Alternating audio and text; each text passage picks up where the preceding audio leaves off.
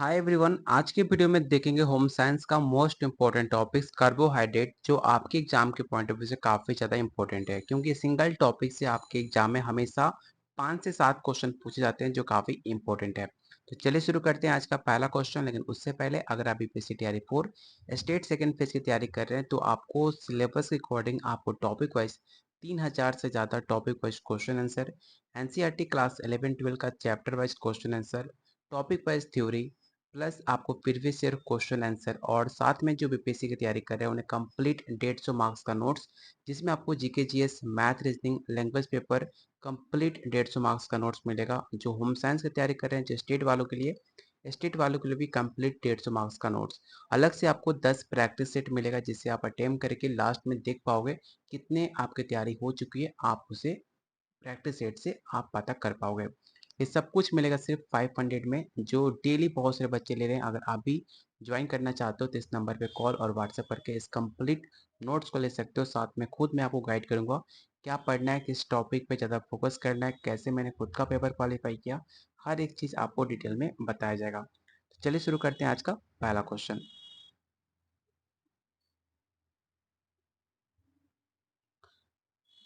आज का पहला क्वेश्चन है, निम्न में कौन मोनोसेक्राइड है? पहला ऑप्शन सुक्रोज, मॉड, ग्लूकोज या सेलुलोज।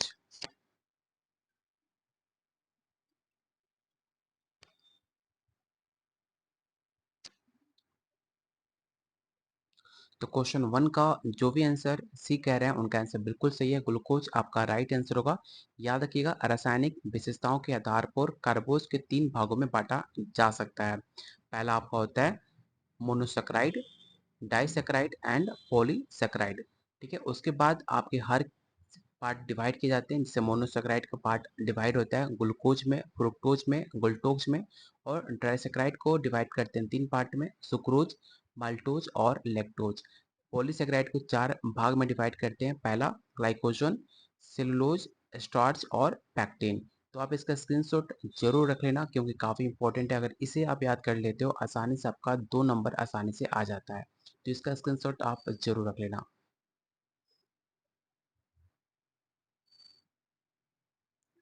अगला क्वेश्चन आपको बताना है कि मानव शरीर के कौन से अंग में ग्लूकोज को ग्लाइकोजन के रूप में संग्रहित रखते हैं? सेम क्वेश्चन आपके प्रीवियस ईयर क्वेश्चन में पूछा गया था कि कौन मानव शरीर का कौन सा ऐसा अंग है जो ग्लूकोज को ग्लाइकोजन के रूप में संग्रहित रखते हैं? पहला ऑप्शन है फेफड़े एवं आमाशय, यकृत एवं मांसपेशियां, आमाशय और मांसपेशियां, या छोटी आंत या यकृत।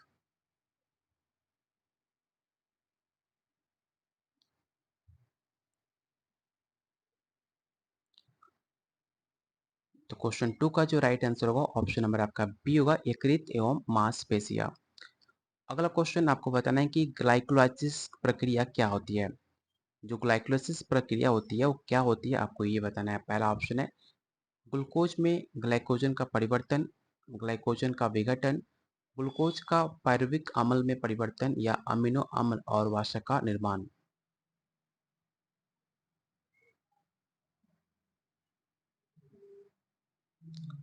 तो क्वेश्चन थर्ड का जो राइट आंसर होगा ऑप्शन नंबर आपका सी होगा, इसे जरूर याद रखिएगा। अगला क्वेश्चन, इसे आप सबसे पहले बीवीआई क्वेश्चन टेक आउट कर लो, काफी इंपॉर्टेंट है, क्योंकि ऑलरेडी सवाल आपके स्टेट में पूछा गया था कि लैक्टोज निम्न इकाइयों में से क्या निर्मित होता है। इन ऑप्शन को ध्यान से पढ़िए और बताइए कि लैक्टोज इकाइयों से क्या निर्मित होता है।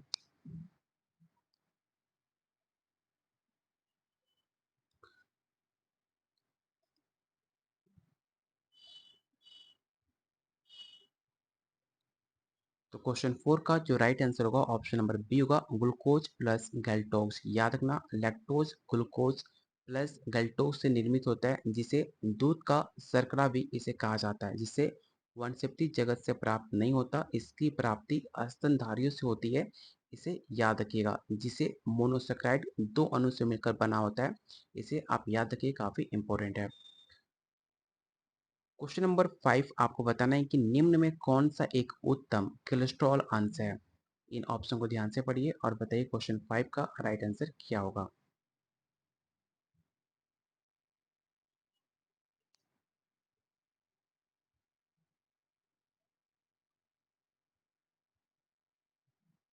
तो याद रखिएगा जो कोलेस्ट्रॉल होता है, आपने नाम सुना होगा कोलेस्ट्रॉल, जो मना करता किया जाता है डॉक्टर द्वारा, कोलेस्ट्रॉल ज़्यादा नहीं खाना चाहिए, क्योंकि कोलेस्ट्रॉल एक मोम जैसा पदार्थ होता है जो कि यकृत से उत्पन्न होता है, जो सभी पशुओं और मनुष्यों की कोशिकाओं, झिल्ली समेत शरीर के हर भाग में से पाया जाता है। कोलेस्ट्रॉल कोशिका झिल्ली का एक महत्वपूर्ण भाग भी है, जो उचित मात्रा में तरलता स्थापित करने इसकी आवश्यकताएं होती हैं। इसे याद रखिएगा। इसका जो राइट आंसर होगा ऑप्शन नंबर आपका सी हो जाएगा, उच्च density lipoprotein, option number C. अगला क्वेश्चन आपको बताना है कि शरीर के ग्लूकोज की संग्रहित अवस्था क्या है। पहला ऑप्शन ग्लिसरॉल, ग्लाइकोजन, गल्टोक्स या ग्लूकागोन।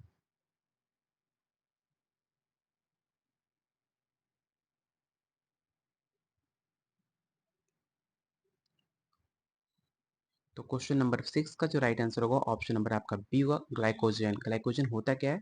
तो ग्लाइकोजन कई प्रकार की कोशिकाओं की कोशिका द्रव्य में मौजूद होता है, जो ग्लूकोजोन अवशोषों का एक बहुलक भी माना जाता है, जो कोशिकाओं में ऊर्जा भंडारण के मुख्य रूपों में से एक इसे माना जाता है, जो आपके ग्लूकोज को पचाने में महत्वपूर्ण भूमिका निभाता है। तो क्वेश्चन 6 का जो राइट आंसर होगा ऑप्शन नंबर आपका बी हो जाएगा।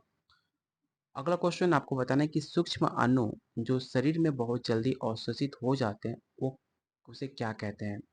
पहला ऑप्शन है पॉलीसेकेराइड, सेल्यूलोज, हेमिसुलोज या मोनोसेकेराइड।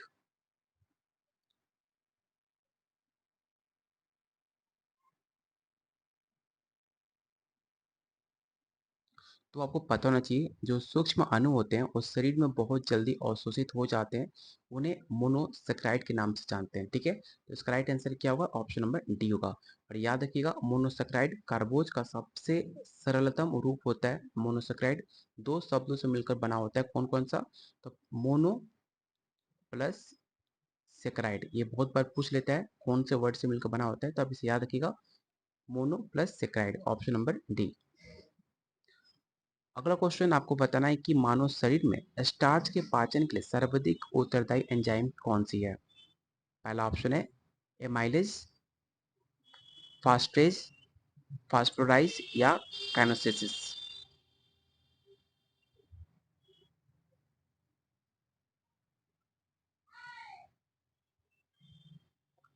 तो क्वेश्चन नंबर 8 का जो राइट आंसर होगा ऑप्शन नंबर आपका ए होगा, एमाइलेज। याद रखना स्टार्च जो होता है उसका पाचन सबसे ज़्यादा एमाइलेज नामक एंजाइम सहायक होता है उसको डाइजेस्ट करने में, जो कि स्टार्च का पाचन मुख्य रूप से जो आपका मुंह है उसकी छोटी आंत जो स्मॉल स्टाइन होती है उसमें सबसे ज़्यादा आपके इसका पाचन किया जाता है।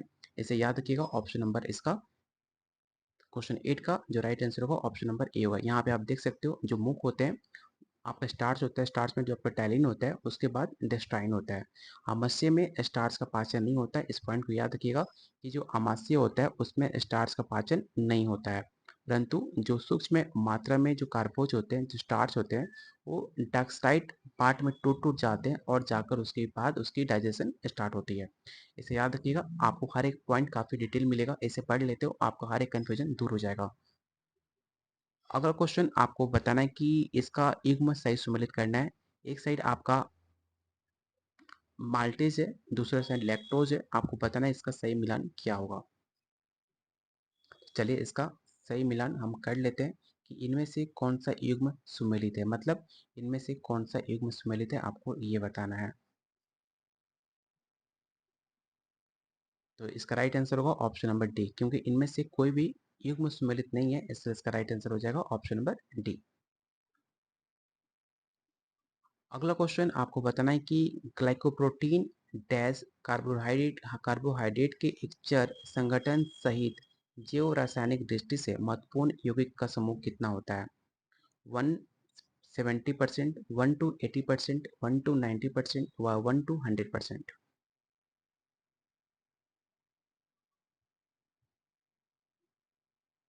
तो याद रखिएगा कि जो ग्लाइकोप्रोटीन होता है वो 1 to 80% कार्बोहाइड्रेट एक चर जिसे कंपाउंड बोलते हैं, संगठन बोलते हैं, उसको सहित जो आपकी बायोकेमिकली दृष्टि होती है उसमें महत्वपूर्ण यौगिक का एक समूह इसे माना जाता है।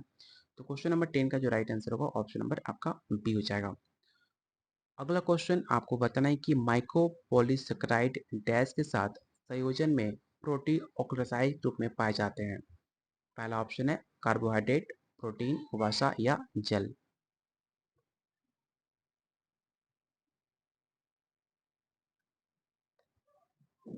इस क्वेश्चन को याद रखना काफी इंपॉर्टेंट है। क्वेश्चन 11 का जो राइट आंसर होगा ऑप्शन नंबर आपका ई होगा, कार्बोहाइड्रेट। अगला क्वेश्चन आपको बताना है कि कार्बोहाइड्रेट के अत्यधिक सेवन का परिणाम क्या होता है। मान लो कि अगर आपने कार्बोहाइड्रेट अधिक सेवन कर लिया, अधिक खा लिया, तो इसका रिजल्ट क्या होगा आपको ये बताना है। पहला ऑप्शन है अरिकटिस, मोटापा, एनीमिया या कोन स्ट्रोक।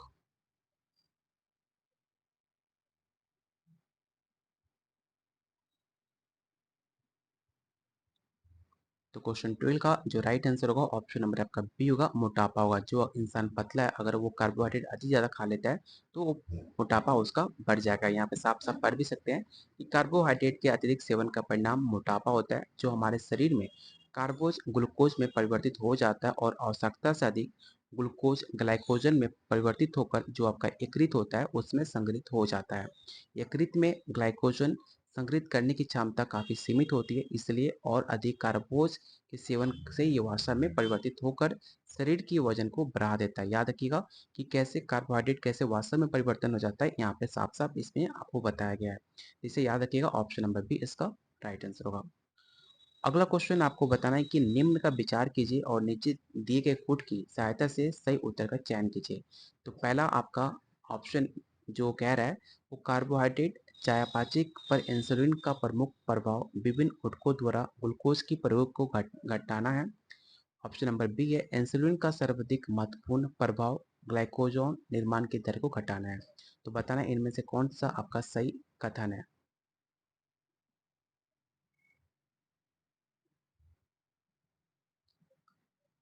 तो क्वेश्चन नंबर 13 का जो राइट आंसर होगा ऑप्शन नंबर आपका ए हो जाएगा, सिर्फ केवल वन आपका राइट आंसर होगा, ऑप्शन नंबर ए।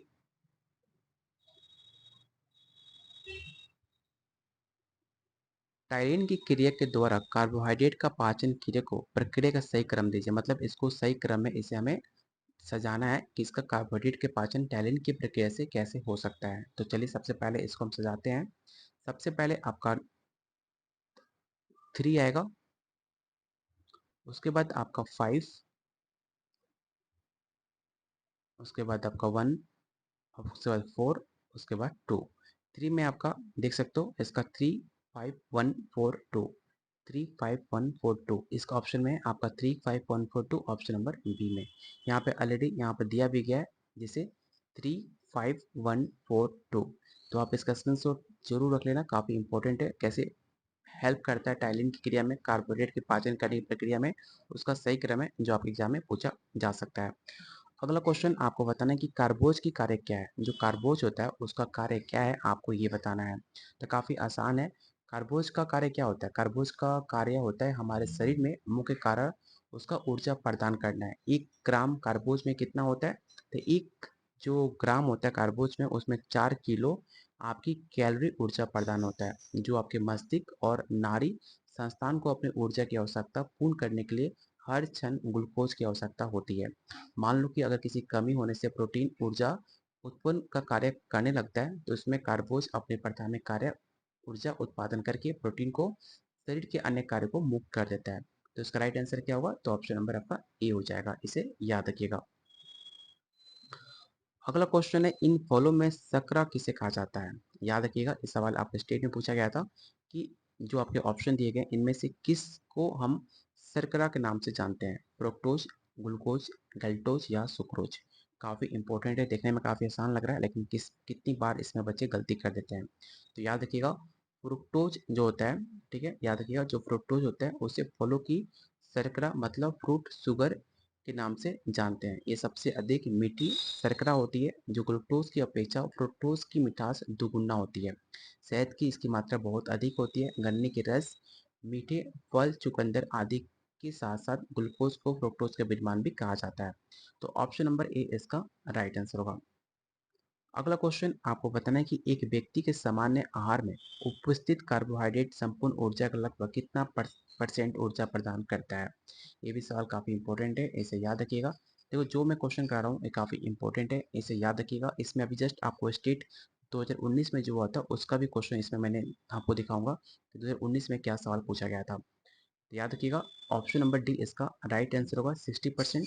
एक व्यक्ति सामान्य आहार में जो कार्बोहाइड्रेट होते हैं उसको संपूर्ण ऊर्जा का लगभग 60% ऊर्जा जो होता है वो प्रदान करता है। कार्बोज हमारे भोजन का एक मुख्य भाग है। ये कार्बन, हाइड्रोजन और ऑक्सीजन के संगठन से बना होता है। याद रखिएगा जो कार्बोज होते हैं वो कार्बन, हाइड्रोजन और ऑक्सीजन संगठन से बना होता है, जिसमें हाइड्रोजन और ऑक्सीजन जल के अनुपात में होते हैं। इसे भी याद रखिएगा ऑप्शन नंबर डी। अगला क्वेश्चन आपको बताना है कि कार्बोज चयापचय की प्रक्रिया में आने वाले चरणों को सही क्रम में इसको आपको लिखना है। तो देखो इसे सही क्रम में लिखने के लिए ये क्वेश्चन आपकी एग्जाम की पॉइंट ऑफ व्यू से इंपॉर्टेंट तो है ही, लेकिन इसको आप याद रखिएगा। मैं यहाँ पर आंसर आपको बताता हूँ। क्वेश्चन राइट आंसर होगा 18 का ए, जिसमें आपको सही क्रम में सजाने के लिए सबसे पहले ग्लाइकोज आएगा, ग्लूकोज, फ्रुक्टोज, ट्राइसोसिस, फोस्फेनोल या पाइरुवेट। इसे याद रखिएगा, काफ़ी इंपॉर्टेंट है। अगला क्वेश्चन आपको बताना है कि जो ये सवाल आपको कहाँ पूछा गया था, तो बिहार स्टेट जब 2019 में हुआ था उसमें ये सवाल पूछा गया था कि एक नवजात द्वारा आसानी से पाचित होने वाले मुख्य कार्बोहाइड्रेट क्या है? ग्लूकोज, लैक्टोज, फ्रुक्टोज या सुक्रोज। एक सवाल बिहार स्टेट 2019 में जब हुआ था उसमें सवाल पूछा गया था, एक नवजात आप आसानी से पाचित होने वाले मुख्य कार्बोहाइड्रेट क्या है? तो याद रखिएगा वो है आपका लैक्टोज, ऑप्शन नंबर बी। एक नवजात द्वारा आसानी से पाचित करने वाला मुख्य कार्बोहाइड्रेट है लैक्टोज, जो भोज्य पदार्थ दूध में पाया जाता है। दूध में कुछ पदार्थ पूर्णतः घुलित अवस्था में रहते हैं और कुछ कोलाइडल और कुछ पायस अवस्था में विद्यमान होते हैं। दूध में जल, वसा, प्रोटीन, कार्बोहाइड्रेट, खनिज और विटामिन विद्यमान होते हैं। याद रखिएगा पूछ लेते अगर दूध में क्या क्या होता है, तो दूध में आपका जल होता है, वसा होता है, प्रोटीन होता है, कार्बोहाइड्रेट होता है, खनिज होता है, विटामिन होता है। इसमें हर एक चीज़ पाया जाता है, इसलिए कहा जाता है दूध पीना हमेशा चाहिए। तो क्वेश्चन 19 का जो राइट आंसर होगा ऑप्शन नंबर बी होगा। अगला क्वेश्चन आपको बताना है कि संदर्भित भोजन के साथ तुलना में पोस्ट पैरिडल रक्त ग्लूकोज प्रतिक्रिया पर आधारित भोजन का श्रेणीकरण डैश अधिसूचक कहलाता है। आपको बताना है इसका राइट आंसर क्या होगा। ऑप्शन है फल, वनस्पति, दुग्ध या ग्लाइकोसेमिक।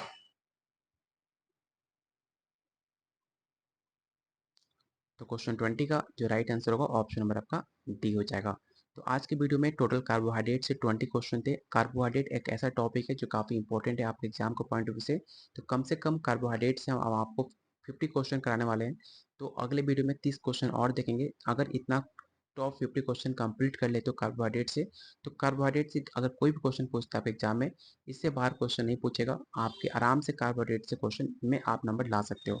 और आप मुझे बता सकते हो कि आउट ऑफ 20 आज आपने कितने क्वेश्चन सही किए, जिससे आपको पता चले आपकी तैयारी कितनी है और आपको कितनी और मेहनत करनी है। अगर आप हमारे साथ एग्जाम की तैयारी करना चाह रहे हो, सिर्फ आपको 500 में आपको सिलेबस में जितने भी टॉपिक्स हैं वो सारे टॉपिक वाइज आपको 3000 क्वेश्चन, साथ में एनसीईआरटी जो सबसे ज़्यादा बीपीएससी और स्टेट पूछता है, टॉपिक वाइज थ्योरी आपके सिलेबस के अकॉर्डिंग मिलेगा काफ़ी डिटेल में। प्रीवियस ईयर क्वेश्चन आंसर और GK GS, math, reasoning, language paper जो बीपीएससी की तैयारी करें कंप्लीट 150 मार्क्स का नोट्स, जो स्टेट की तैयारी कर रहे हैं उन्हें भी कंप्लीट 150 मार्क्स का नोट्स मिलेगा और अलग से आपको 10 प्रैक्टिस सेट मिलेगा, जिसे आप कंप्लीट कर अपने आप को जा सकते हो कि आपकी तैयारी कितनी हो चुकी है एग्जाम के लिए। ये सब कुछ मिलेगा 500 में, जो लेने के लिए आप इस नंबर पे कॉल और व्हाट्सअप कर सकते हो। साथ में आपको खुद गाइड करूँगा कैसे पढ़ना है, किस टॉपिक पे फोकस करना है, कैसे मैंने खुद का पेपर क्वालिफाई किया, हर एक चीज़ आपको डिटेल में बताया जाएगा। तो जल्दी से इस पे व्हाट्सअप कीजिए, कोई भी डाउट होता है आप मुझसे डायरेक्ट कॉल व्हाट्सअप से बात भी कर सकते हैं। तो मिलते हैं बहुत जल्द अगले वीडियो में, तब तक के लिए कीप वॉचिंग, कीप शेयरिंग।